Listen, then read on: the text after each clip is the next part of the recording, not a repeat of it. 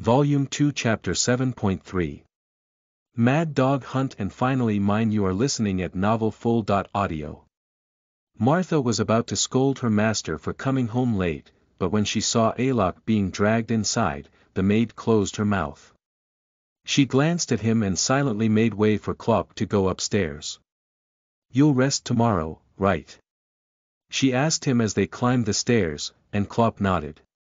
"Call the office and either reschedule or cancel all appointments for the next 2 days. And don't come upstairs. If I need anything, I'll come down." Martha nodded while covering her mouth. Being dragged by Klopp, Alok shouted, "What are you trying to do?" and tried to pull his hand away, but Klopp wasn't willing to let go. "If you don't want us to do it in the hallway like this, shut up and come with me." Dragging Alok like livestock being led to the slaughterhouse, Klopp led him to the bedroom in the center of the second floor.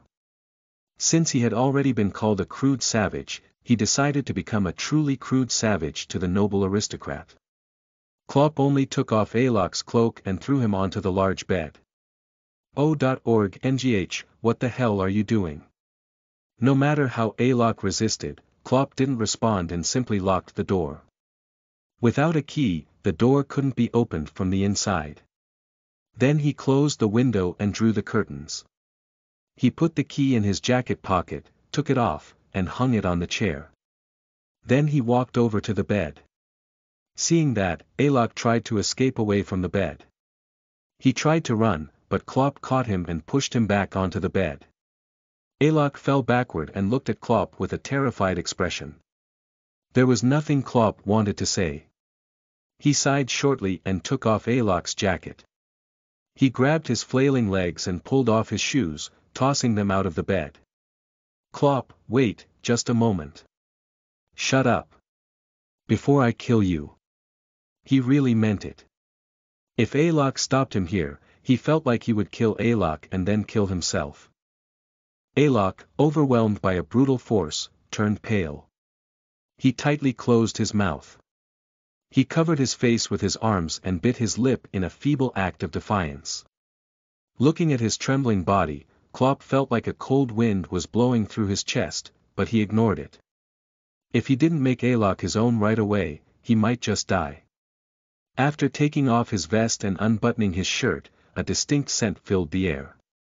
It was a mixture of alpha scent with a strong omega scent, a very lewd smell. It was a scent Klopp had smelled before, but this time, the concentration was different. It smelled more intense, as if he had engaged in a messy affair. Klopp's hand trembled while gripping his white shirt. No matter how hard he tried to hold it back, he couldn't help the anger that burst out. "Who were you fucking?" "Those guys from earlier?" With a hoarse, snarling voice, Klopp questioned. Alok, who had been covering his face with his arms and looking away desperately, jerked his head up to look at him. "No." "Then did you get yourself a prostitute?" "I've never done that." "Then why did you go there? And what's with this ragged whore scent?" Alok visibly flinched at Klopp's shout. Fear crept into his eyes, and he couldn't close his open mouth. He tried several times to say something, but in the end, he kept his mouth shut.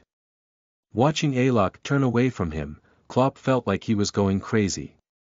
No, maybe he had already gone crazy. "Fine.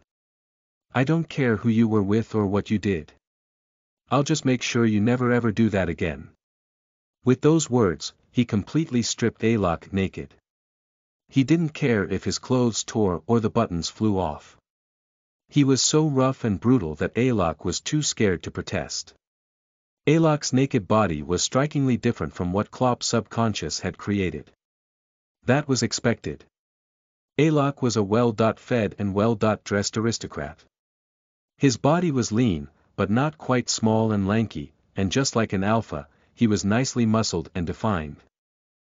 On his faintly reddish skin, as smooth as silk, there was not a single blemish, as expected.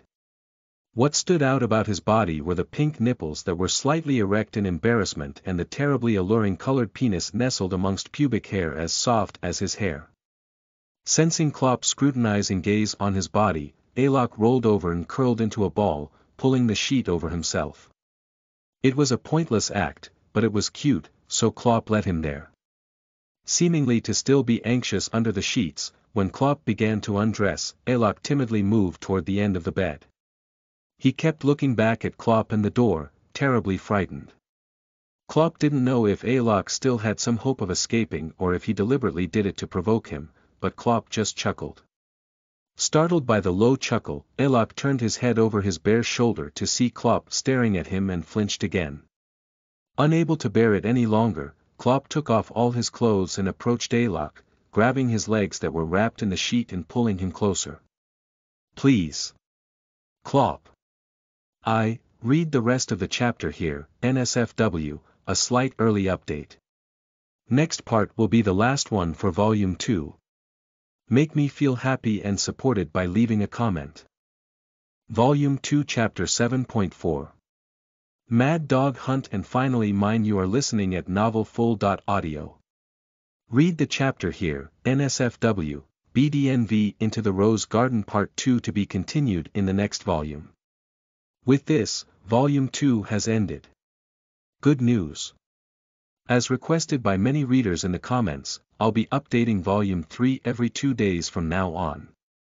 Another news is I'll be changing the names of the characters to follow their official romanized names in the writer's note that was released a week ago. Thank you again for reading ITRG. Make me feel happy and supported by leaving a comment. Also, check out the new K.BL series I'm working on. Formless. Volume 3 Chapter 8.1. Uncovering Secret Blossoms in the Dawn. You are listening at novelfull.audio. Just as he confidently declared, for 2 days, except for sleeping and basic needs, he spent all the time in bed fucking Arok. On the first day, Arok endured with a composed expression, but from the second day on, he started sobbing uncontrollably.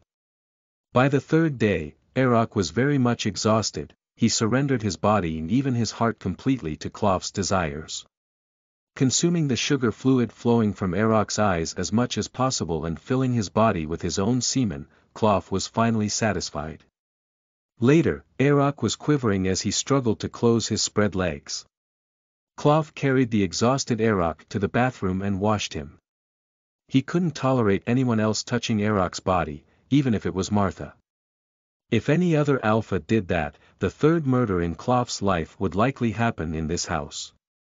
Using the excuse of washing him, he teased the exhausted Arok thoroughly in the bathroom, then they went back to the bedroom and heard a knock on the door from outside. Since the breakup, Martha felt that her ill-tempered master had been devoted to work, completely immersed in it as if he would die old and alone, so it was a pleasant surprise for her that Klopp brought someone home.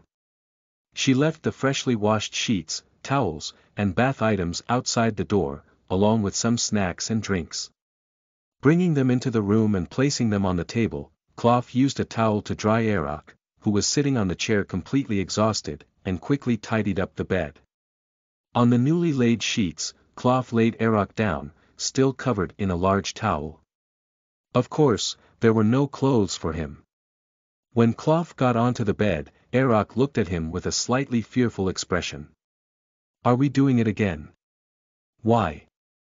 Do you want to? Arok shook his head slightly in fright and looked at Klopp cautiously. Despite being scared to the point of running away when he was first pushed onto this bed, Arok was quite skilled at receiving a man's penis. This made Klopp feel his anger bubbling, plunging deep inside Arok forcefully. Even before, Klopp was already boiling inside, and the fact that he was the one getting fucked and not fucking someone else made him even angrier. But now, Arok's ambiguous scent had completely been swallowed into Klopp's scent, so he felt more tranquil. And it's also impossible for Klopp himself to continue on. He needed patience and time for the omega scent in Arok's body to be completely gone. He wanted Arok's scent to be covered with his own, so that anyone who saw him would know that Arok belonged to him. Klopp piled up cushions and pillows, leaned against them, and casually asked as if it wasn't a big deal. Why did you go there in the first place? A little bewildered, Arok soon understood what it was about and answered in a tired voice. Because I needed something in there. So you didn't go there to screw around? No, really. I went there because I needed something. What was that? But no matter how much Clough pried, Aroch didn't reveal anything. However, since he was in a calmer state after his anger had subsided and Aroch was now in his hands, he could overlook this minor thing. After spending several days with Aroch, utterly exhausted from dealing with Clough, he ate the simple snacks given by Clough and quickly fell asleep again. He went to sleep restlessly for about half a day since he hadn't had proper sleep. In the meantime, Clough held him closer, continuously kissing his forehead and lips. When he brushed aside Aroch's thin hair, which was reaching his darkened under eyes from fatigue, a strange sensation surged through him, making his chest flutter. It felt as if a very old memory was coming to his mind when he looked at Aroch. The frequent nightmares were too vivid to simply dismiss them as dreams. Thankfully, the nightmares and strange sensations didn't linger for long. When he tried to concentrate on the dreams, he couldn't remember any. If anything, he could only recall that the content didn't exactly feel pleasant, so he quickly erased them from his mind. Leaving a deep kiss on Aroch's forehead and lips while holding on to him, Clough got out of bed as Aroch was in a deep sleep. He really could overlook minor things, but only if they didn't involve Aroch. Clough put on clean clothes provided by Martha and went downstairs. The lady was gathering laundry to wash them. Martha. Ah, you finally came out. She seemed unusually excited, her voice sounding more cheerful than usual. She placed the laundry basket on the floor and gave him a subtle look. How was it? Did you enjoy it?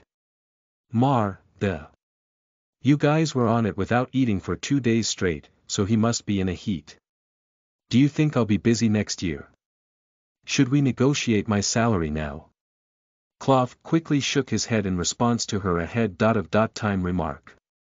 He's an owl. With an expression of great anticipation, Clough could not finish his words as he looked into Martha's gaze. She was an ordinary middle-aged Omega. She was somewhat understanding and generous, but inevitably conservative. He worried that she might be shocked if she found out he had slept with an alpha. Unable to continue his words, Martha nodded as if she understood. That's understandable. It's probably burdensome to conceive before marriage. But still, you guys spent a heat together, so when will you propose? I've always liked someone with blonde hair and blue eyes. How angelic would the baby be?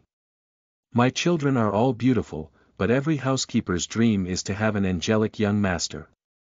I was a little disappointed that my master turned out to be a dark-haired alpha, but if the wife is a blonde beauty, there is still hope for my dream. Martha extended her hands in the air as if she was dreaming and expressed her excitement. Clough watched her and swallowed his saliva. After announcing the news of their breakup, the household had been so gloomy. Thinking back to that time, it was unwise for him to interfere with the ferocious housekeeper's dream. But Clough didn't have time to spare. Martha, sorry for interrupting your dream, but could you do me a favor for now? What is it? Some of the clothes I gave you are the guest's clothes. Can you bring them here? Are you sending him home already? The clothes haven't been washed yet, and you haven't had a meal with him either. It's not that. I want to check something. Martha soon brought out Aroch's clothes from the laundry basket. His shirt and pants. For the clean vest and jacket, she only dusted them off and hung them up after ironing them. Clough took them in his hands and thoroughly searched through all the seams and pockets, but there was nothing different in particular. What about the cloak? It's in the inner garden. I couldn't wash it, so I dusted it off and let it air out. She searched the cloak that she brought out from the inner garden. Then she found something in a hidden inner pocket. Taking out the rustling item, it turned out to be several folded papers. Sitting on the table, he opened one of the papers. Inside, there were white pills. He recalled that one of the dead men had sold Aroch the pills. At such a late time, there weren't many drugs that could be bought from those nasty people. Whatever those guys were selling, it was likely either drugs or aphrodisiacs. No way that these were drugs. Or aphrodisiacs. Either way, both were infuriating and worrisome. When Clough folded his arms and glared at the pills with a serious expression, Martha, who saw it from the side, blurted out. "Those are omega heat suppressants." "What? Heat suppressants? Look at how it's small and white, and has the omega mark on it, I'm sure of it." Clough was taken aback by the unexpected remark. An omega heat suppressant. He hadn't even thought that such a thing existed, let alone that Martha knew about it. Is there such a thing?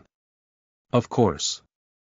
It's banned by the laws, but to omegas who have rough jobs in the bottom place, they eat them to not get unwanted pregnancies. As if it were a trivial thing, Martha folded the cloak again and continued to gather laundry in the basket. "How do you know about it? If I had children at this age, I wouldn't be able to work. But I can't just rely on my husband either. These drugs have been secretly sold among employed omegas. Sometimes even aristocratic ladies buy them too. Birth control is better than abortion, after all. Does the omega that you bring also have a job?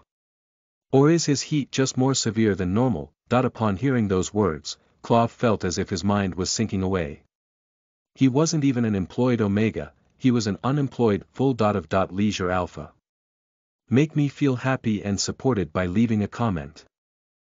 Volume 3 Chapter 8.2 Uncovering Secret Blossoms in the Dawn. You are listening at Novel Full. Audio. While Martha was doing the laundry, Clough sat in the parlor, glaring at the drugs. It was clear that Arak, the Count of T-Wind, was an alpha. Everyone would think so. But what if he were an omega? No, that's impossible.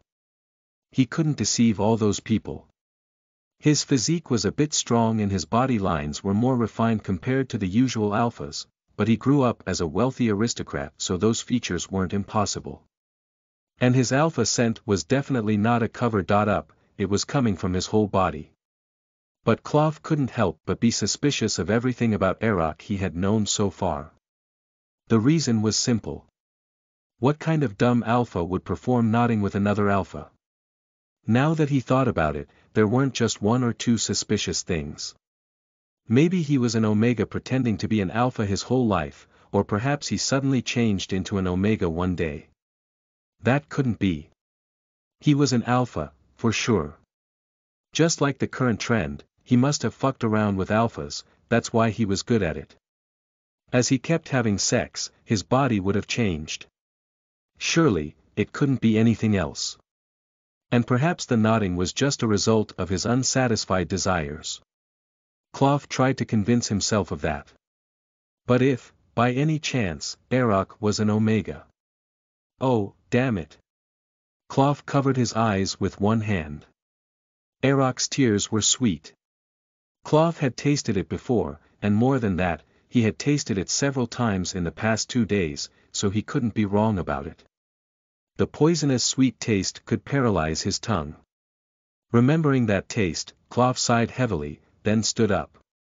The culprit who had drained his blood over the past few months was peacefully sleeping on his bed. Even while seeing him with his own eyes, Clough found the scene unbelievable. Clough sat on the edge of the mattress and shifted slightly. Arak was still sound asleep. Clough gently brushed aside the blonde hair that emitted a faint glow and traced the border between that golden hair and the pale, rosy skin with his finger. He finally realized why Arak had always bothered his mind. He understood why he became more annoyed and dissatisfied whenever he saw him. It was only expected. If Arak wasn't by his side, if he didn't belong to him, it was only expected to be so out of his mind, that he even had to endure the mental pressure that led to vomiting. I'm a fool. I'm such a pathetic fool. How can I still call myself an alpha? Clough reproached himself deeply. He held the hand of someone so secretive, yet cunning and wicked, but Clough couldn't hate this person. This person who, instead, stirred his deep affection. Then Clough pressed his lips against the back of that hand. He became the knight who guarded his precious master next to him until he woke up. Later, when the late afternoon arrived again, the blonde beauty finally woke up, sat up with a slightly disheveled head from sleeping without his hair dried, and rubbed his eyes with the back of his hand. Then, feeling the pain coming from his lower body a little late, he frowned and glared at Cloth, who was sitting beside him and smiling. "You ignorant pervert! Insatiable beast!" Cloth laughed at how adorable he was, complaining with a hoarse voice. Eroc's wide eyes blinked multiple times, making Cloth wonder what he was thinking. But soon, Eroc pressed his lips together and averted his gaze, though he kept stealing glances this way and that. However, he occasionally stole glances, conscious of Cloth. He was being too cute to resist that Cloth hugged him tightly and toppled him over. "I can't do it anymore." Eroc hurriedly tried to push him away and get off the bed, but Cloth pulled him in along with sheets and kissed him. Even after tasting his lips several times, he was sure that no lips could be sweeter and softer than his. They were not only pliant but also supple and velvety. He could soon become addicted to this. As their kiss deepened, Eroc, who had been mildly rebellious, soon grabbed Cloth's shoulders while gasping for breath. The feeling of tugging at his clothes was incredibly satisfying.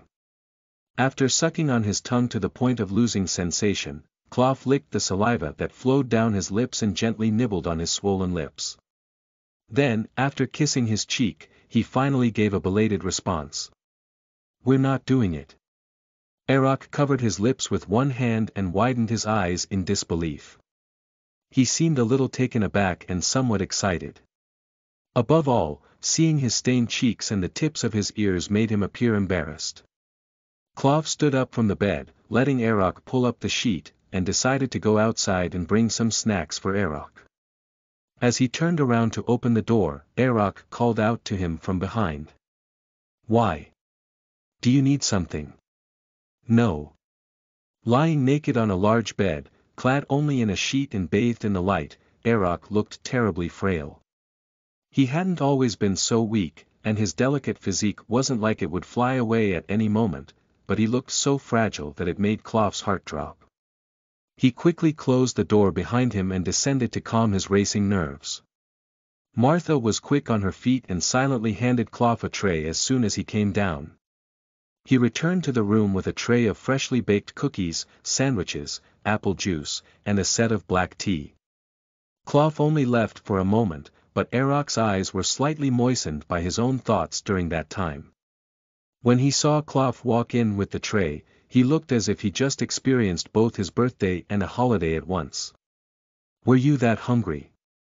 Cloth placed the tray on the bed and jokingly teased, but Eroc stared at it without blinking, then sobbed.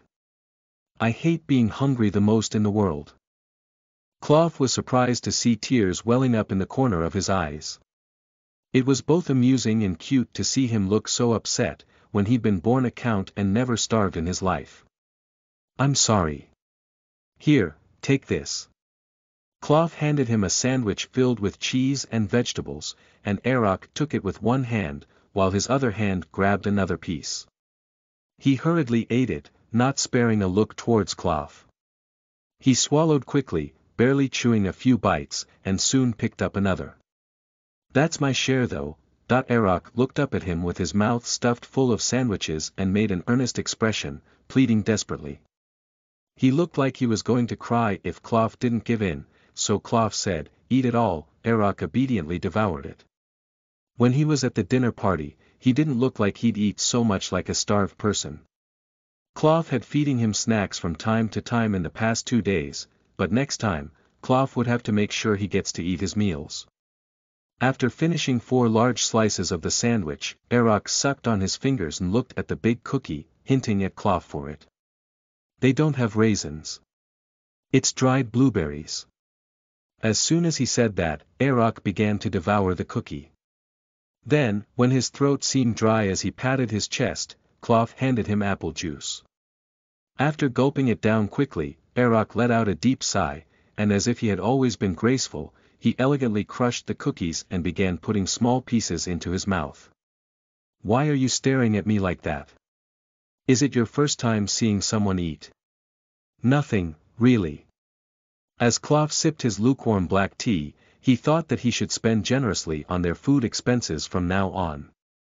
Aroch, who was just finishing his apple juice, frowned when he saw Clough holding a cup of tea. Where's my cup of tea? There will be no more tea for you from today on. Clough firmly stated, causing Aroch to glare at him in displeasure. I thought the past 2 days were enough to pay for ignoring your calls.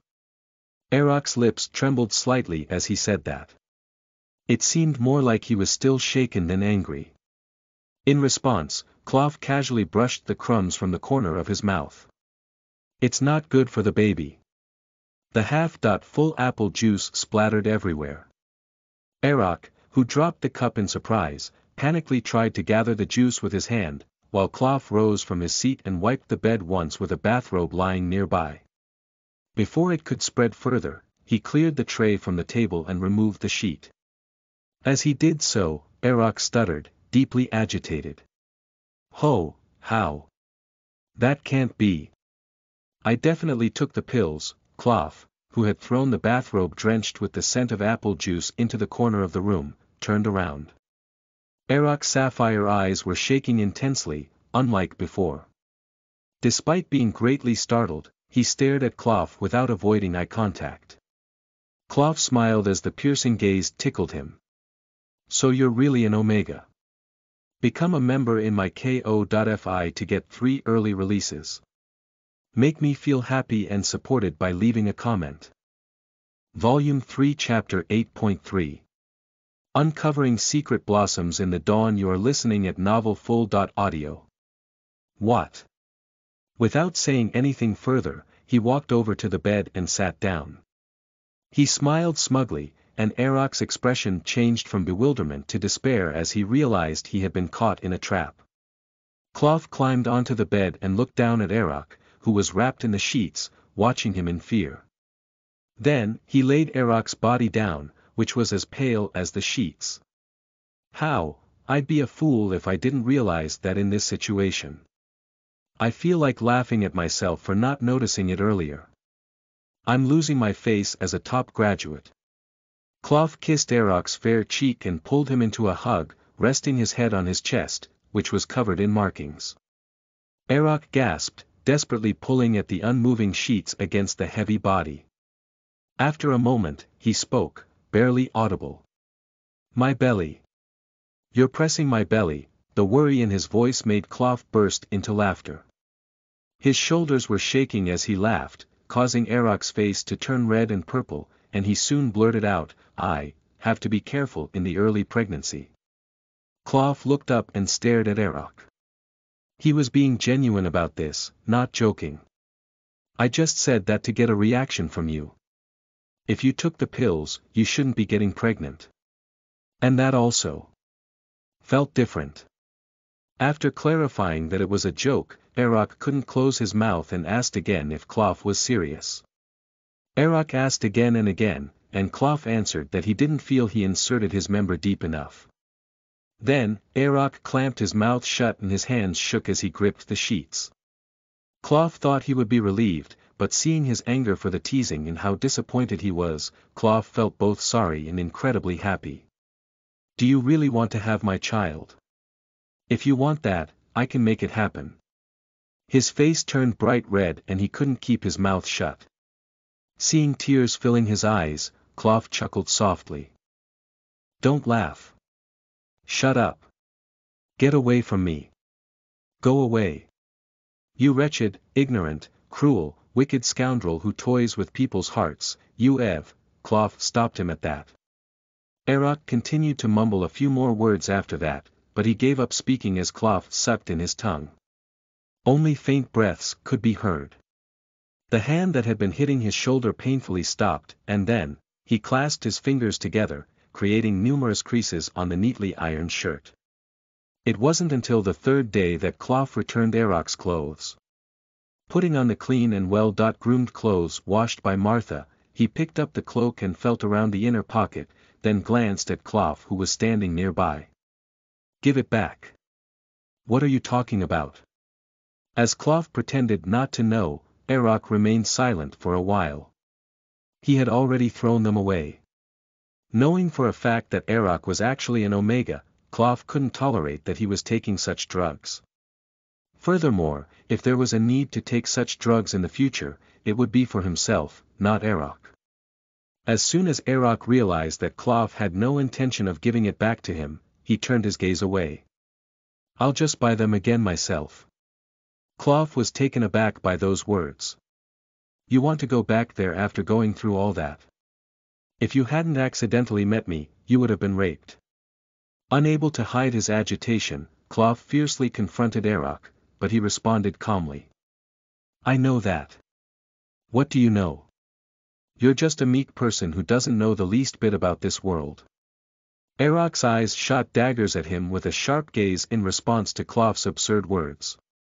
Just this morning, or rather just a moment ago, he had shown a range of emotions including surprise, confusion, anger, pleasure, tenderness, and satisfaction, but now he seemed nothing like that person.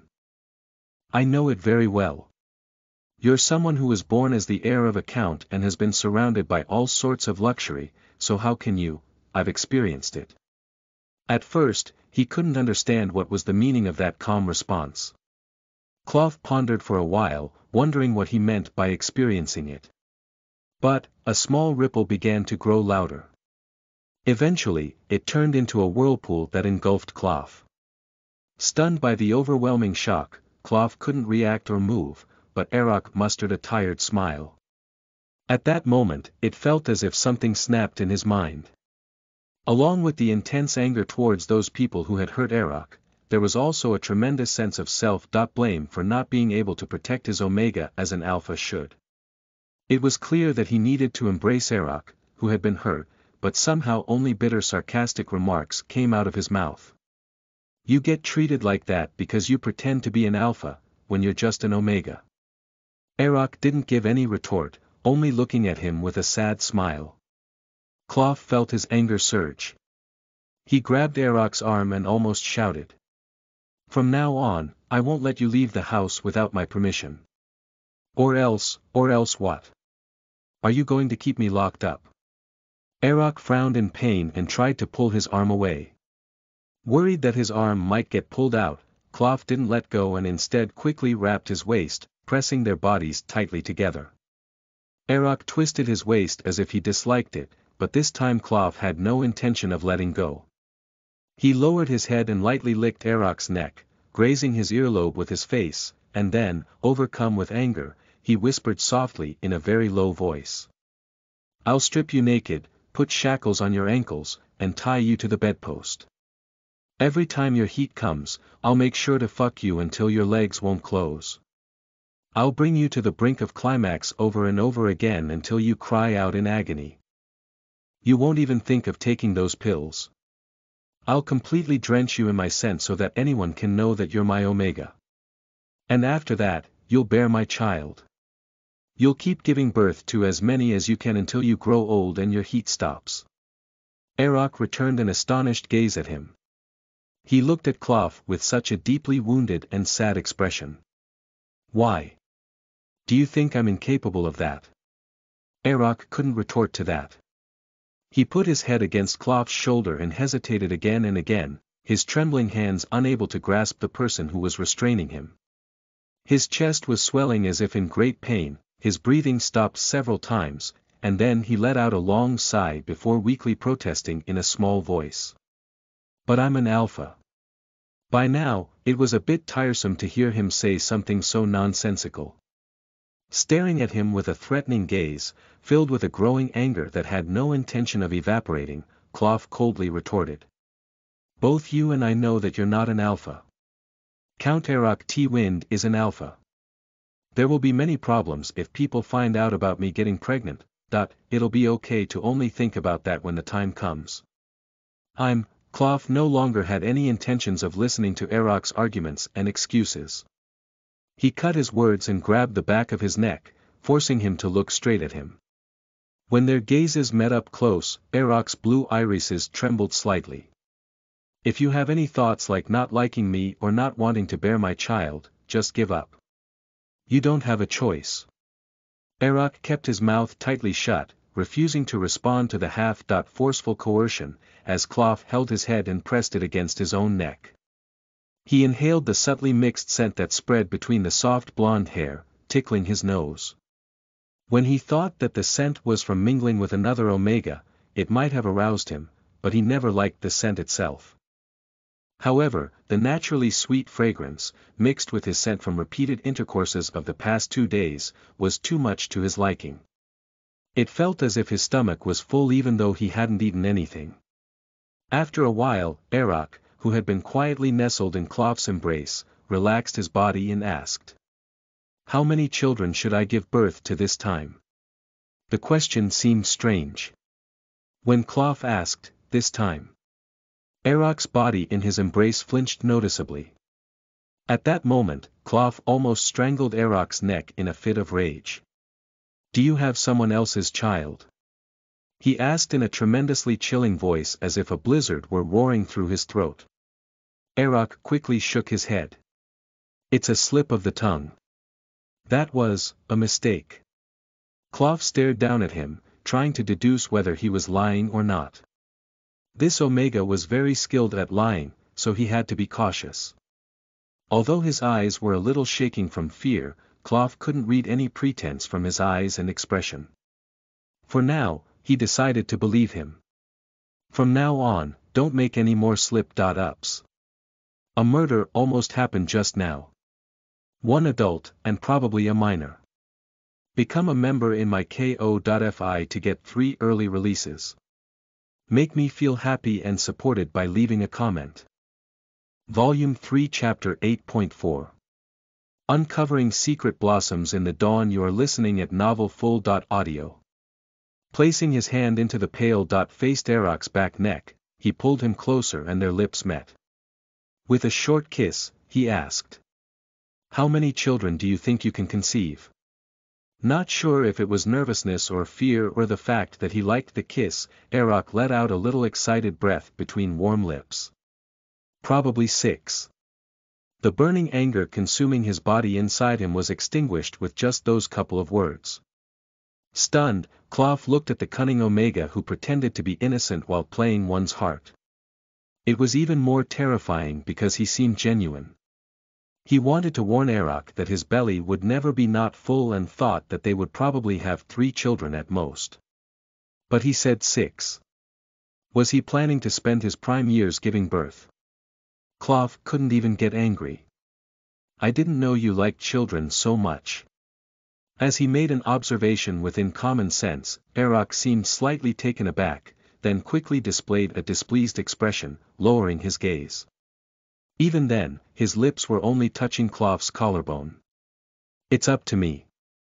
The way he stubbornly insisted on unnecessary matters, Cloth thought Arak really should experience his wrath, so he wouldn't say anything dangerous like being in heat and running naked towards an alpha, fully drenched in his scent. "Well, you seem confident, so I'll help you with that." He lowered the hand that had been gripping above the waist and slipped it behind Arak's pants, caressing his supple buttocks without hesitation. The assertive fingers penetrated the hole between the smooth flesh, finding their way to the swollen crevice that was still swollen even now. As Cloth gently traced the lump of folds with his middle finger, Arak sucked in a sharp breath and lifted his ankles. "What are you?" "Ah." When the first finger delved into the slightly moist entrance, he grimaced and arched his neck. His slightly parted lips and jaws were trembling.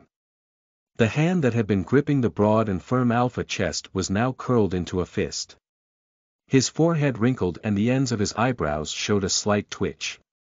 However, seeing him make painful sounds while gritting his teeth, he must have felt more pain than pleasure. It was unfortunate, but it seemed like pushing further would be too much.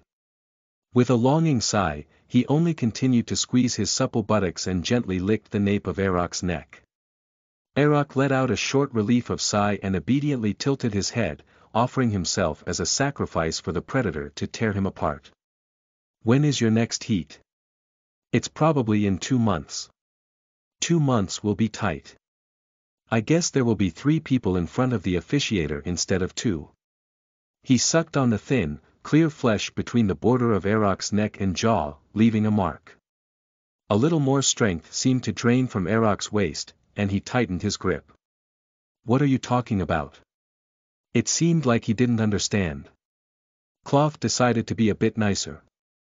After all, Eroc was his Omega now, so he wanted to treat him as kindly as possible. "Even if we start preparing now, it will be impossible to have a wedding within 2 months. However, you will get pregnant during your upcoming heat. So, when we sign the marriage certificate, there will be 3 of us." The person leaning against his chest went completely limp. Cloth tightly embraced Eroc with his arms, preventing him from falling. Taking advantage of his momentary lack of resistance, he lightly brushed their cheeks together. It would be better if they became one just like this. Ah, but then they wouldn't be able to have sex. "I am legally an alpha, so our marriage is not possible." Cloth snorted at the obvious answer. "I'm the legal expert here. So you don't have to worry about those things. Just do as I say." As Cloth grabbed his chin to kiss him again, Eroc quickly turned his head with an angry expression. "If I had known you were like this, what would you have done if you had known?" With a frown on his face, Eroc stared off into the space for a while, then turned back to glare at Cloth. "Were you this domineering to Rapiel too? Why do you keep bringing up Rapiel? Am I going to have to kill again?" At the mention of killing, Eroc quickly shook his head. "Don't ask unimportant things. I don't like it when my spouse shows excessive interest in someone else." Cloth said that calmly but with a strong tone in his words, and Eroc nodded without further retort. He buried his face in the strong neck and slowly moved his arms, embracing the sturdy waist. The movement was so subtle that it felt like there was no sensation at all. However, soon, a wet sound reached Cloth's ear. The shoulder of his shirt, where Eroc's eyes had been, was damp. As he lifted Eroc's chin with his hand, he was indeed crying again. Even though he hadn't hurt him or caused him any wounds, seeing him cry so pitifully made Cloth's heart tighten. Even though Eroc was deliberately doing things that were extremely detrimental to heart health, his alpha instinct was to lick the tears from his eyes and soothe him first. He gently stroked his trembling back and left a tender kiss on his tousled blonde hair. "Why are you crying? Are you hurt somewhere?" "I don't know. It's not that I'm hurt. Unlike how you look, you have so much tears." Though Cloth wasn't really teasing him, but Eroc seemed to hate hearing that, his tearful face was glaring at Cloth full of resentment. "It's all your fault." Eroc blamed him with a fairly strong tone, but his voice was trembling due to crying, which just made him appear adorable. "Even when you cry, you look pretty, so this isn't bad. However, it's better to restrain yourself in front of the children later on. It would be troublesome if our alpha child saw and learned from his mother crying." Mother.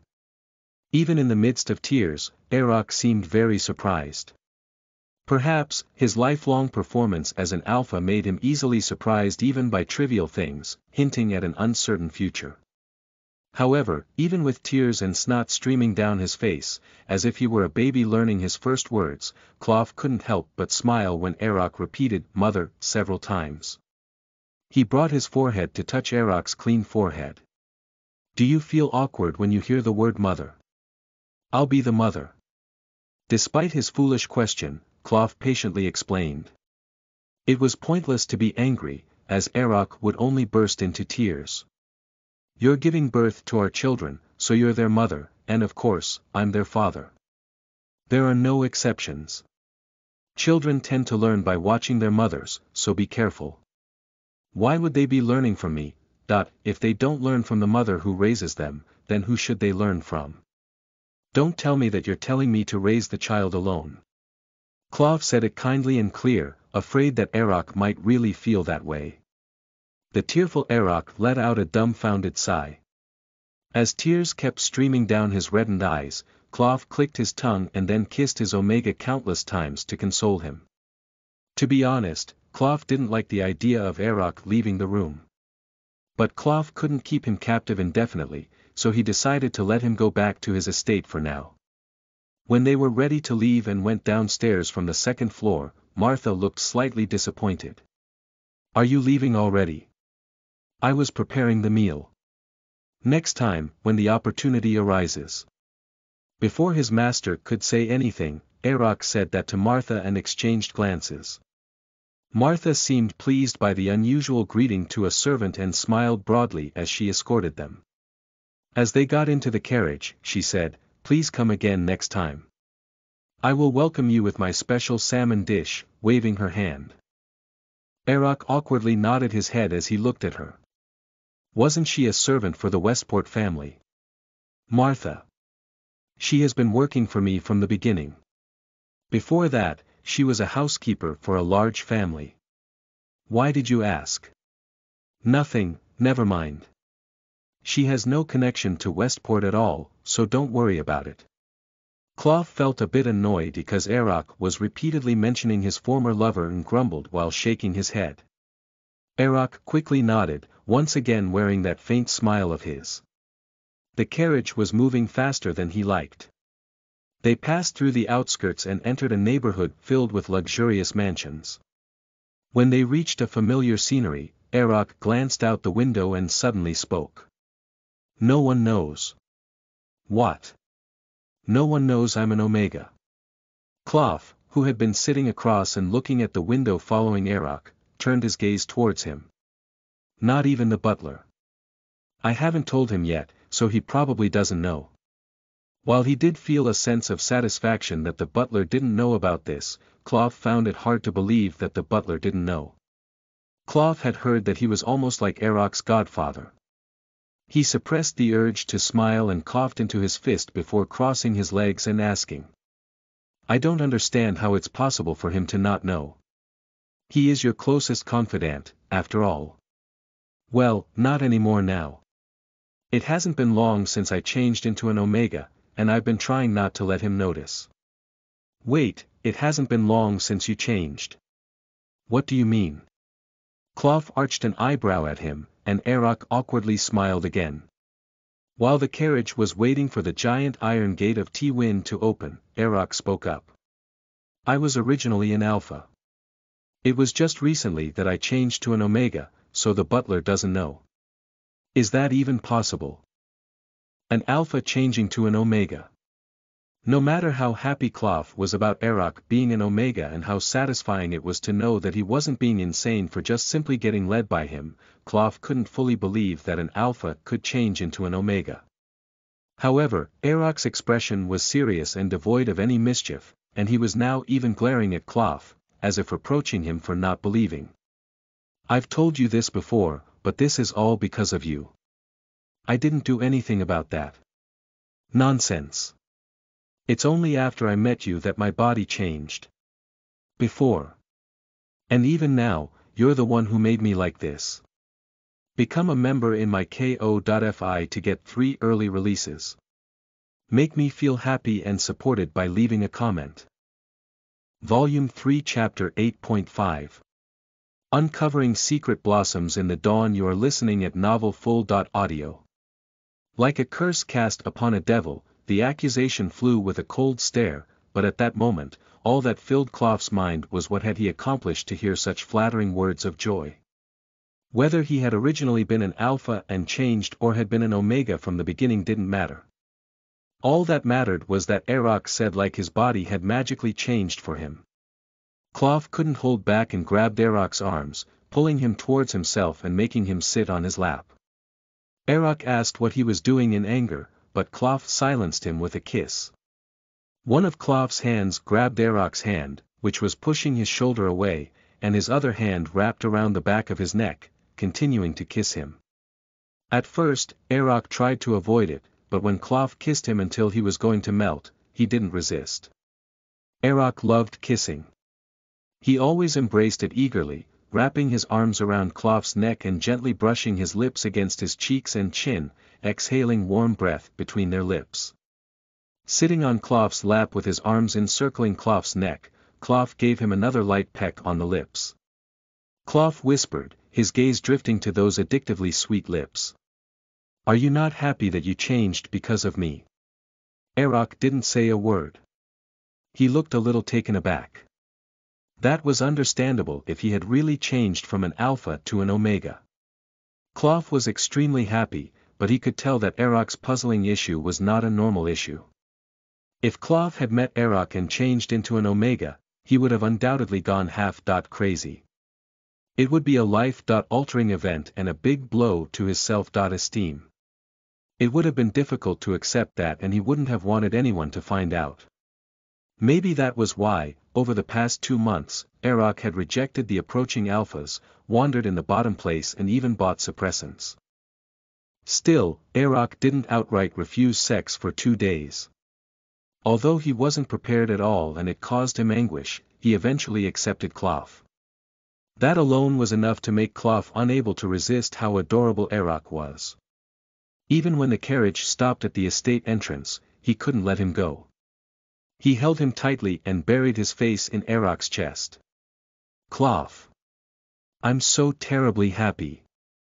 I even want to give my thanks to the gods. As Klopf held him, Arak, who had a sweet scent mixed with a musky scent and also his own scent, stiffened slightly. Even if Arak didn't like any of this, it couldn't be helped. He had already changed into an omega for Klopf, and he had confirmed it countless times over the past 2 days. He had no intention of letting Arak go. Klopf raised his head. Staring into the blue eyes of the man in his arms, he stole another breath. Once again, Arak didn't refuse. While they were passionately kissing, there was a sudden knock on the door. Startled, Arak broke the kiss and looked outside. The inside of the carriage was dark, so it wouldn't be visible from outside, but realizing what they had been doing without drawing the curtains, Arak abruptly pulled away from Klopf's embrace. Klopf didn't want to let him go, but he couldn't keep up with how quickly Arak slipped away. Not even having time to regret the emptiness in his arms, Arak wiped his lips with the back of his hand and stepped out of the carriage. As the Count stepped out of the Klopf's carriage, the footman, who had been smiling politely, was startled. And one maid who was standing next to him quickly went inside the house. "Welcome back, Count. Was everything all right?" "Yes." With a brief exchange, Arak walked into the estate. Of course, Klopf followed behind him. The footman looked at him somewhat puzzled, but as a servant who had served in the Count's household for a long time, he did not ask unnecessary questions. As they passed through the entrance and entered the hall, the butler appeared from the other side, walking hurriedly. "Young master, you've returned. I was worried because I couldn't reach you." "Sorry, Hugo. Some stuff unexpectedly came up." The butler courteously accepted the cloak handed to him and also greeted Klopf politely. However, Klopf didn't miss the glint in his eyes hidden behind his monocle, sharp like a blade. The cunning old fox had sensed that the unexpected stuff was somehow related to Klopf. Although Klopf didn't know the exact reason for him being like that, it was clear that the butler had firmly set his mind on criticizing him strongly. The butler was indeed a formidable figure, but he would have to change as well in the future. Was everything outside resolved? Well, something came up. I'll talk about it later. Right now I'm tired and need to get some rest. What about your meal? I don't need it. I'll get some sleep first. The butler escorted Arak to his bedroom, and Klopf followed silently. It was natural. While his recently in heat omega was resting, an alpha would want to protect him by his side.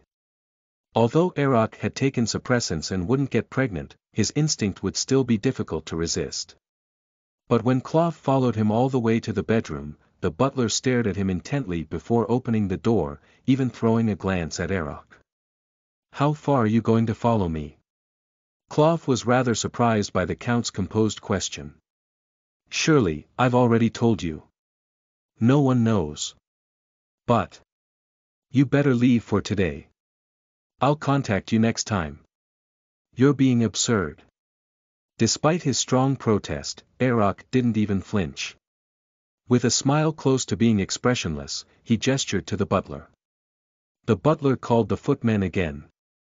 Two sturdy alphas approached Clough and presented him with a polite smile, offering to escort him. Exasperated, Clough tried to grab Eroc's arm, but the butler quickly blocked him. "Please leave now, the Count needs to rest." "Eroc." Eroc turned and glanced at Clough before entering the room. "I won't be running away, so just be obedient and go back. I'm also behind on my work. I can't just leave my Clough closed his mouth, not continuing his sentence. He didn't want to reveal Eroc's status as an Omega in front of the butler, who was almost like Eroc's parent, and the other footmen. It was a mix of possessiveness and wariness. Unable to say anything further, Eroc smiled and entered the room, and the butler followed him, closing the door firmly. And failing to grab his Omega before his eyes, the Alpha was kicked from the estate. It had already been a week. Clough was once again fuming under severe mental pressure. He couldn't focus on the documents or anything else. Forgetting his pride, he had visited the estate several times, but each time the butler said Eroc was tired and currently sleeping. The butler's attitude was even colder and more stern than before. He always had a retinue of footmen attended to Clough, making it clear that regardless of Eroc's intentions, Clough's freedom of action within the estate would not be tolerated. "The Count needs to rest. Please come back later." Noel.n. What kind of rest lasts for 6 days? Aristocracies normally take that much rest. Though I don't know if Lord Bendyke would understand. There was a strong hint of disregard in the subtle attitude. Clough had known all along that the butler didn't like him, but now he was openly showing his disdain. He especially emphasized on Clough's relatively low social status. He was giving him an unspoken warning not to act like he matched the Count's social status. He would rather let him know that Eroc was an Omega, but that would have been a blow to his pride. Knowing the butler's attitude, he wouldn't believe him. And even if he would believe him, he would likely treat him as nothing more than a sex slave for the Count. It was a very unpleasant situation. "We're just the same as before like this." He threw his filing cabinet in a fit of rage, and the secretary, who had been calmly filling out documents, glanced at him briefly before lowering his gaze and focusing on his work again. He was no longer fazed at the sudden outburst from his boss. Clough scowled and drummed his fingers on the window sill behind his desk in irritation. He didn't think Eroc would unknowingly do something dangerous. If he had a brain, he wouldn't even consider going to such a dangerous place again after experiencing that. The butler was undoubtedly worried when he lost contact with Eroc, so he certainly wouldn't leave Eroc to wander alone. But even so, Eroc's words kept haunting his mind. "I'll just buy them again myself." Clough had no way of knowing how Eroc had discovered the existence of a drug that he didn't even know about, considering his vast knowledge. But Clough knew well how desperately Eroc wanted to get those, even if it meant risking his life going alone to the bottom place. Clough was extremely anxious and restless. Just the thought of Eroc falling into danger again was terrifying, and Clough felt a hint of anger, feeling as if the Omega was rejecting the idea of having his child. Although he hadn't heard it directly, he couldn't help but think that the butler's attitude was Eroc's response toward him. "This is driving me crazy. If Eroc were just a common Omega, there would be no need for Clough to rack his brain and worry like this. Unfortunately, he was a high-ranking noble known throughout the realm as an Alpha, and Clough didn't possess the power to control him as he pleased. He had never been so regretful about his social status until now. This was different. If he had at least been the eldest Bendyke and inherited the title, he wouldn't have been easily overshadowed like this. Why is he a Count? Clough agonized over how he could completely grasp that detestable Omega. At that time, his secretary spoke up. "Sir Bendyke, I'm writing a rejection letter for the high-ranking position offered by the finance minister, as you have asked me to do. If you could review the wording for this section." "Wait. That document. Bring it back here." "Do you mean the letter or the reply to it?" "Both." The secretary handed him both letters. The finance minister had recently written to him regarding an official position related to the investment of the national funds. He'd been tempted to decline, as it was supposed to be a service to the state, with no specifics, a paltry salary, and a lot of responsibility. Even without such endeavors, he could make enough money dealing with aristocrats. That offer would be nothing more than an honorary position. But things were different now. He needed all kinds of power to grasp that count. Clough personally composed a polite acceptance letter and instructed the secretary to send it through official channels. He watched from the window as the secretary left the building. If my status is lacking, I'll make up for it with power. Clough was confident. He decided to manipulate the national fund and become an economic bureaucrat at the most core of the power. After receiving an honorary title, he vowed to boldly make Arok T-Wind his spouse, whether officially or unofficially. As he set goals, made plans, and steadily progressed, his boiling anger and anxiety subsided. They hadn't completely disappeared, but they simmered below the surface, like lava flowing downward. At least outwardly, Clough appeared to have returned to normal.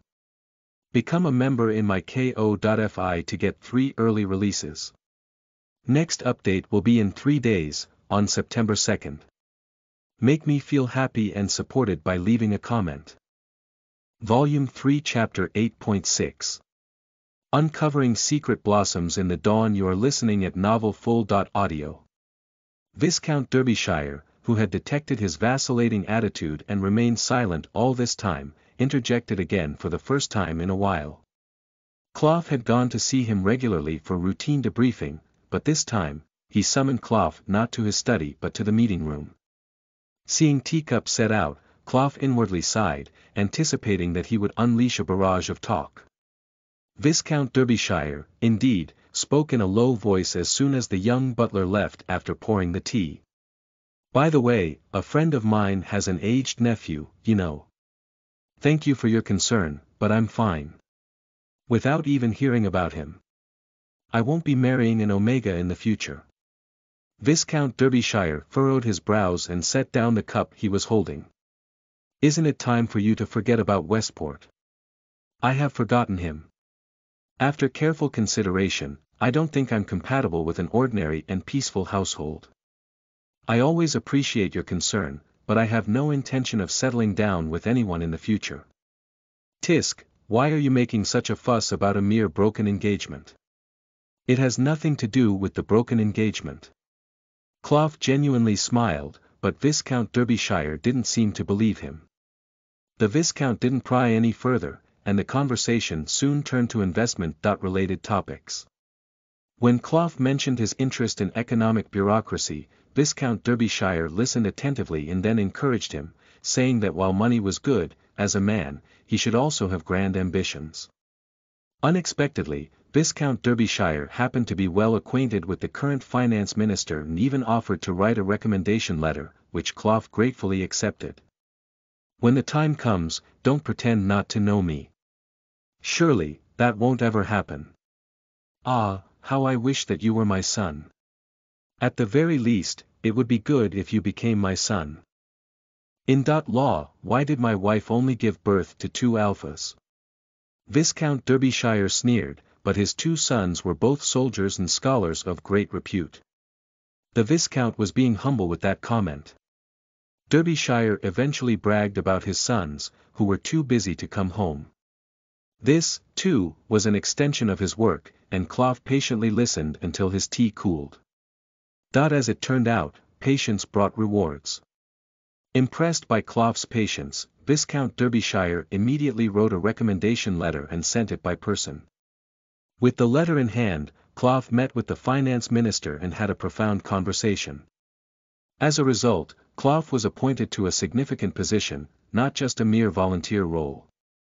It allowed him to autonomously manage a portion of the funds, albeit on a small scale. Moreover, it was part of international investments, not domestic, which presented a rare opportunity for a man like Clough, who had nothing and hailed from a rural background, to make a leap toward success. Thinking about how to express his gratitude to the Viscount, Clough returned to his office and started working immediately. Since he would become even busier in the future, it was best to organize his work and delegate trivial tasks to others. Late in the evening, after his secretary had left, Clough was exhausted and engrossed in work. However, someone came to visit him. Masking his annoyance, Clough went out to see who it was, only to find Hugo, the Count's butler. "Good day, Sir Bendyke." "I can't say the same." Despite the chilly response, the butler remained unfazed and asked, "May I come in?" Clough wanted to close the door in his face as he did to Clough before, but fearing that such childish behavior would mean never seeing Erok again, he stepped aside for now. The butler gave the office a quick glance and ran his finger along the shelves of the bookcase in dissatisfaction. He wanted to defend himself, saying there was no dust, but since it had been a while since Martha had come by, the ends of the butler's white gloves quickly turned grey. The butler brushed off the dust from his gloves and turned to look at Clough. "This place is very unclean. To think that the young master has come to such a place. This much wouldn't kill a person. A person wouldn't die, but they might catch some lung disease. Then you can leave. Let's pretend I didn't hear that." The butler didn't heed Clough's cold order. He continued to wander around, commenting on the uncleanliness and untidiness several times. Clough clenched his fist tightly, barely holding back his boiling anger, and asked, "Why did you come here?" And the butler replied, "Don't you know how to make a cup of tea for a guest? No, never mind, I'll get gastritis, not lung disease, if I drink in here." He then pulled out a handkerchief and covered his nose and mouth. This old man must be here to pick a fight with him. Clough clenched his trembling fists and shoved them into his trouser pockets. If he did anything to the butler, Erok wouldn't stand idly by. "Stop stalling time and tell me the reason you came here. So you are short-tempered, violent, and rude. Did you come here to pick a fight?" The butler was unperturbed by the question and continued. "You're not only of low status, but also a fool who ruins his fortune through violent incidents. I can't understand why others call you a promising young man. What's more, my honorable young master, who is cultured, dignified, and respected by everyone, is interested in someone who is not even an Omega but an Alpha. That's what I can't tolerate. And the young master even explained the intimate relationship between you two to an old butler like me."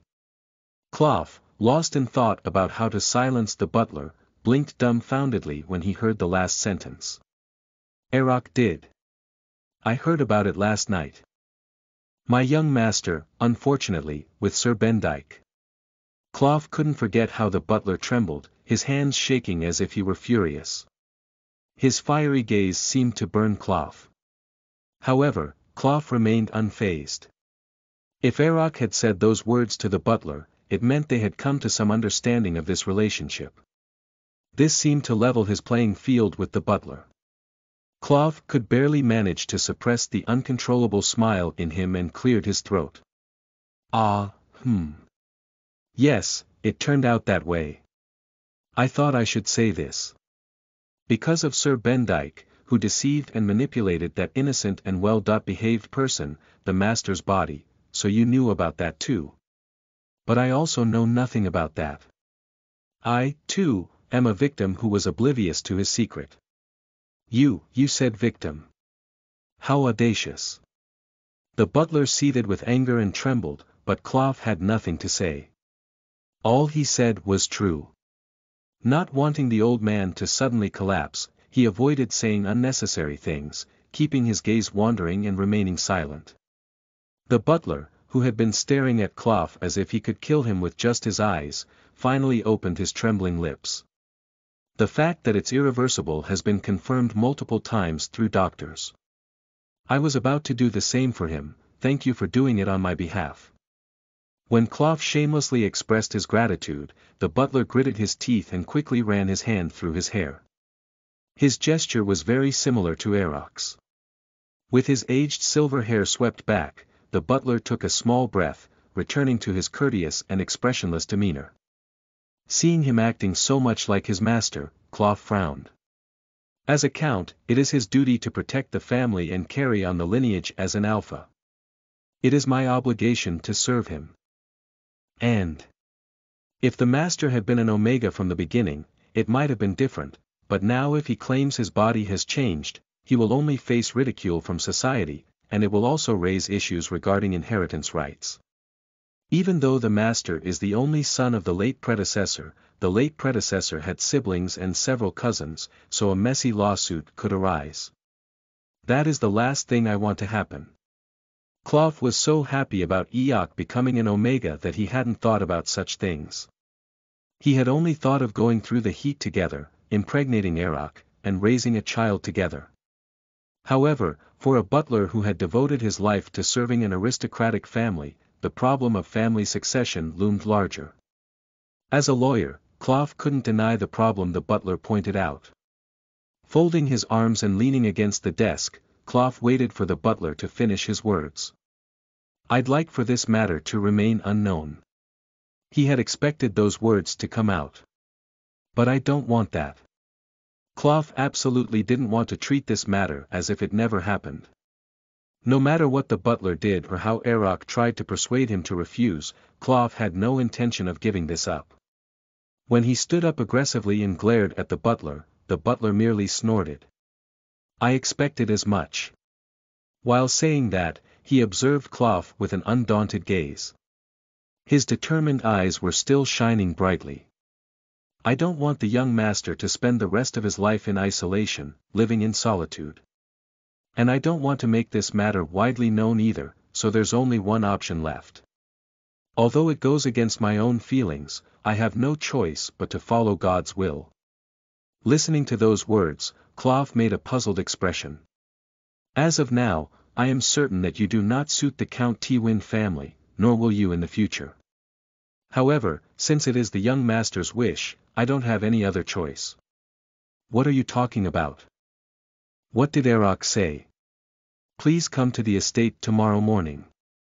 I will keep my schedule empty." The invitation to the estate was very welcome, but Clough didn't understand why the butler needed to keep his schedule empty. Looking at Clough, who still hadn't fully grasped the situation, the butler clicked his tongue in disdain. "While the individual isn't the best, I thought I could make something out of you, but I'll have to reconsider whether I can turn you into a person. I'll leave for today. Have a good day." Leaving those words behind, the butler left his office. Until then, Clough still didn't understand anything. It felt like he just made a major declaration, but Clough couldn't grasp his exact meaning. He would have to go to the estate tomorrow to find out. However, a great uneasiness overcame him, and even after the butler had left, Clough occasionally felt a chill down his spine. Become a member in my ko.fi to get 3 early releases. Make me feel happy and supported by leaving a comment. Volume 3 Chapter 9.1 Taming the Stallion. You are listening at novelfull.audio. It was still great up until Clough had to confidently visit the estate early in the morning. However, without even catching a glimpse of Eoch's hair in the house, Clough couldn't understand why he had to walk from one end of the study to the other, receiving a stern scolding from the butler multiple times. "Chin up, shoulders back. Don't rush your pace." The butler corrected Clough's posture while waving a whip he got from somewhere. When Clough asked what it was for, the sharp lash fell on his shoulders. "If you want to be a match for the Count, start by practicing the proper posture." "I see. Is this what they call aristocratic bride education?" "Rather than that, it's more like taming a stubborn colt, but yes, that's right, taming a stallion, is it?" "Exactly." Clough glared at the butler with obvious ridicule, but the butler remained composed as if he had never ridiculed him. He pointed to one side again, commanding, "Walk straight." Clough reluctantly followed suit. It hurt to get hit, but since he had set his mind on becoming an economic bureaucrat, he might gain access to the royal social circles. In that case, he thought this butler's education would come in handy. Let's think of this positively. Despite feeling boiling anger when the butler slapped his shoulders with the whip, following him step by step behind his back, Clough decided to think positively. The training continued for the whole morning. After it ended, when Clough was about to go to the office, the butler handed him massive books on liberal arts. "Tomorrow, you will be tested on the contents of these. Finish reading it all and come. I have to read all of these today. Don't tell me that you've read all of these." Clough had read plenty of legal and economic books during his university years. He could proudly say that he had read a fair amount of books in liberal arts. It was hard to believe that the butler could check all of these, when Clough himself only knew half of the titles in this stack of books. "Of course, it wouldn't be me testing you. It's part of the list written by the Count." "Then who's doing the test?" "The Count will do it at this time tomorrow. Make sure not to disappoint him." "Is that so?" At those words, Clough's eyes lit up. He nodded his head, unconsciously licking his lips. The butler, who wiped his monocle with a handkerchief and put it back on, said, "I will also be there, so don't get your hopes up," and left, leaving Clough standing there with a desolate expression, holding the books. He definitely didn't want to lose. He wanted to be acknowledged in some way. With his ambitious spirit, even as a poor student, he became a top graduate who gained support from the professors. He would do his best to get what he wanted. From late morning to late afternoon, he dealt with clients and made investment plans for national funds. It was a new field that he had not encountered before, so there was a lot of research to be done, and he also had to review international law, which he had neglected until now. He was truly busy with no time to spare. When he returned home late in the evening, he was already exhausted. "You seem very busy these days.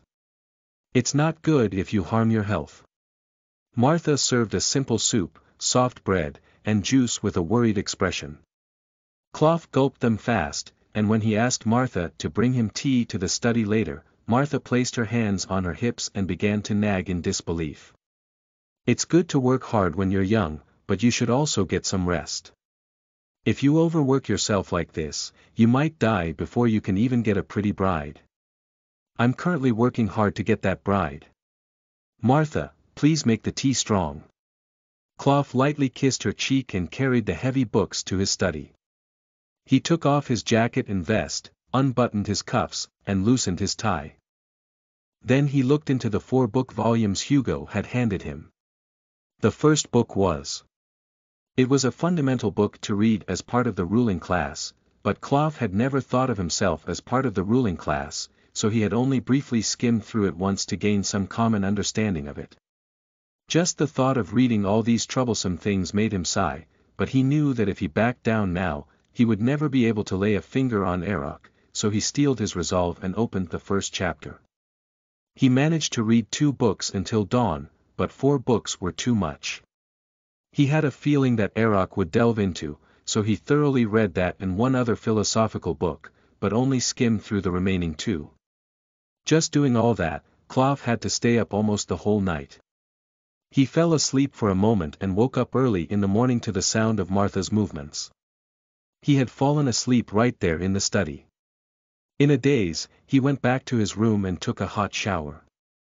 Since graduating from college, it was the first time he had stayed up all night to work on an assignment, but he didn't feel as tired as he expected after the short rest. He was confident of his stamina. As hot water poured over him, he felt a little excited at the thought of meeting Erock in a while. Even though he hadn't slept for much, the thought of Erock sent a rush of blood to his lower body. He had to endure the moans that escaped him while he had his natural morning phenomenon, all while suppressing his curses. But it still left him with a sense of emptiness. Why am I doing this when I have a perfectly fine Omega partner? He felt slightly depressed and miserable, but quickly shook off those feelings. The more effort he put in, the greater the reward. Clough finished showering and prepared to go out. As he entered the estate, the butler came to greet him again. He went into the study, but to his disappointment, Erock was not there. Before Clough could even ask, the butler responded. "Stand up straight. If you can't pass the first round, you won't be able to meet the Count." It wasn't like this was an exam, and he wanted to ask what with the rounds, but it would just add more headaches, so Clough walked as he learned from yesterday. Clough was not inherently stupid, and he had a strong ability to quickly apply what he had learned. The butler had been watching closely to catch any fault and nodded expressionlessly, but Clough was convinced that the butler was disappointed. "Please wait for a moment." The butler left the study and soon returned. He brought Erok along with him. Clough immediately stood up from his seat. Dressed in unadorned finery, his dark blonde hair neatly combed back, he strode into the study with a thin smile on his face, a fake smile that faltered slightly when he spotted Clough. With his hands outstretched in front of him and an innocent expression on his face, Erok was about to make his move when the butler coughed loudly. He got startled and quickly straightened up, smiled a fake smile of politeness, and bowed his head. Clough, who had just opened his arms in anticipation of Erok's rush, let out a huff of air and bowed politely. "This damned old man." Approaching gracefully, Erok held out his hand for a shake, but Clough grabbed it and pulled him into a quick embrace. Then he kissed his lips as if to show off.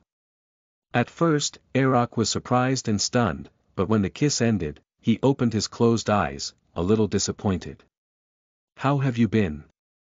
I want to ask the same for you." As they exchanged greetings, Clough lightly embraced Erok and kissed his golden hair again. The butler, who had been watching the scene from behind, had an astonished expression. Clough smiled with a victorious smile and deliberately ran his hand down the smooth curve of Erok's back. It had been a long time since he had seen Erok, so he didn't want to let him go. He whispered to Erok if there was anywhere that hurt or if Erok had missed him, and Erok laughed softly. The butler, watching the two men, coughed repeatedly as if he were a patient with a lung disease. At that, Erok lightly pushed Clough away and distanced himself. Erok sat down, wary of the butler. Clough glared at the butler like he was going to kill him, and tried to sit down next to Erok, only to have the butler rush in and swing his whip at him. Clough ended up sitting across from Erok. Sparks flew between Clough and the butler. Erok smiled awkwardly and picked up the book on the table. When the test began, Erok was even worse than the butler. Even Clough, who had never been outperformed in oral exams all his life, was at a loss. "Why do you think that way?" This was the worst question of all. It was the question that came back when he answered that there was no reason other than the ethical obligation commonly mentioned for the ruling class to consider the lower class. Asking such questions was a common tactic used by some professors to intentionally put people on the spot and see how they reacted. Normally, he would have gathered all sorts of philosophical topics to turn the conversation around and gain the upper hand, but there was no point in defeating Erok like that, and it didn't seem like he could win either. So, while pretending to waste time, Clough stretched his leg under the table and touched Erok's leg with his. Slowly stroking it, he said, "Well, let's see." A blush spread on Erok's fair and unblemished face as he bit his lip and began to glare at him. Clough feigned ignorance and rubbed his leg more boldly. What? I wonder why." As Clough smiled smugly, Erok was about to open his mouth, but he realized the butler behind him and closed his mouth. He stammered, "Let's move on to another question," and opened another book. Fortunately, Erok's attention was too distracted to ask difficult questions, so Clough could answer them easily. "It seems like you've read everything." "I don't lie. Unlike someone.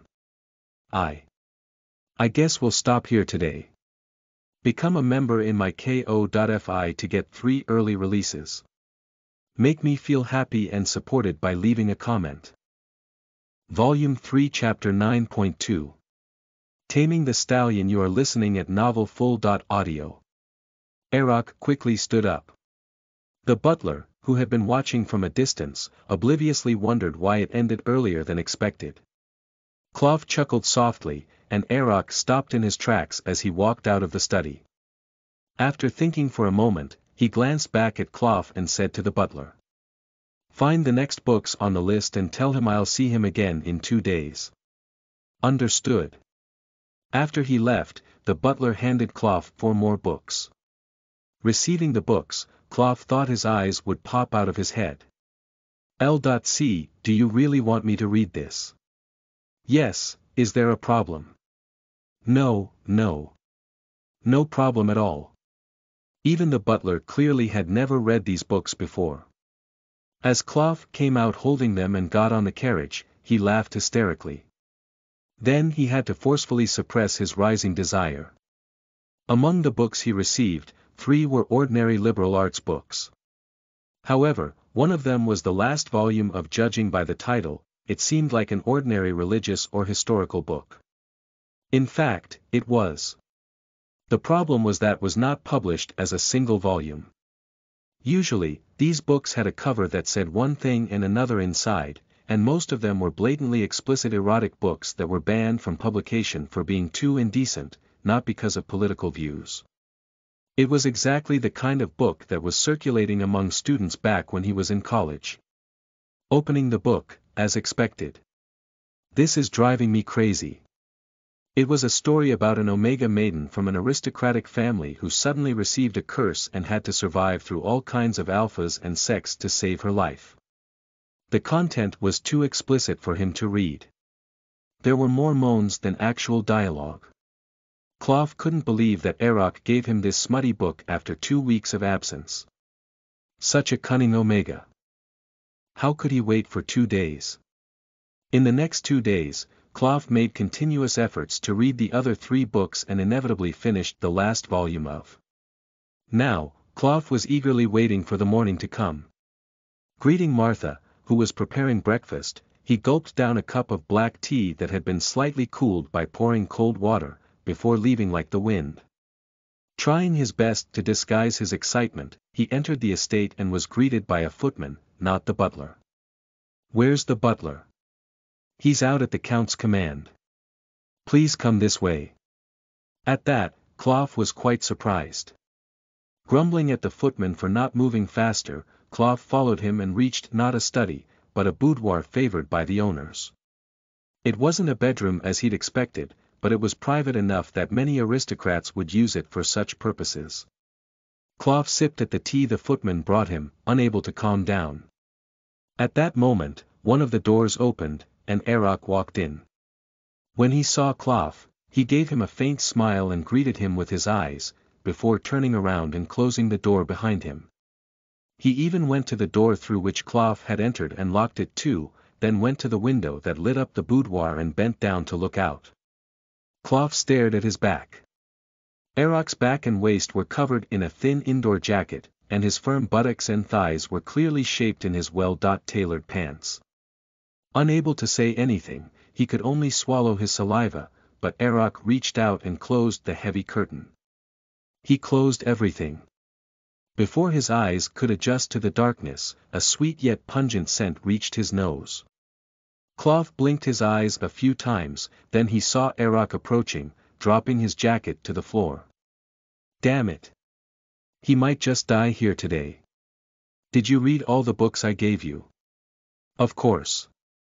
Erok approached him with a coy smile, his 2 arms reaching Cloth's neck and pulling closer. Cloth uncontrollably let out a low moan as his raging bulge from earlier pressed against Erok's body. Then he wrapped his arms around Erok's waist and hurriedly tried to kiss him, but Erok turned his head away and evaded it. While brushing his lips on Erok's neck and behind his ear, he parted Erok's legs with his knee. Erok let out a soft sigh and whispered in a slightly husky voice, "Did you also read the last volume of?" It was so insanely erotic that Cloth almost climaxed on that alone. Instead, he nibbled a little on Erok's smooth neck, which was emitting a good scent, and endured himself. I've almost memorized it all. Since you've done your assignments well, I should give you a reward. Are you planning to kill me, or are you planning to get yourself killed? I'll see. Before Cloth could respond to that, Erok crashed his lips against his. Distracted by the daring and smooth flesh that invaded his mouth, Cloth focused on the kiss. As he did, he reached for the hem of Erok's shirt. With one hand on his ass and the other caressing his back and waist, Cloth simultaneously rubbed against the bulging front of Arok's pants. Meanwhile, Arok unbuttoned Cloth's jacket, then unfastened his vest and pulled off his tie. When Cloth tried to undress himself, Arok removed his hands. While the jacket that Martha had meticulously ironed lay crumpled on the floor, the two continued to kiss without breaking away.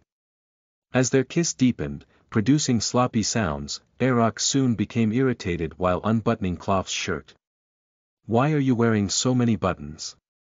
In response, Cloth once again occupied Arok's lips, releasing his cuffs and leaving the shirt unbuttoned as he slid it upwards.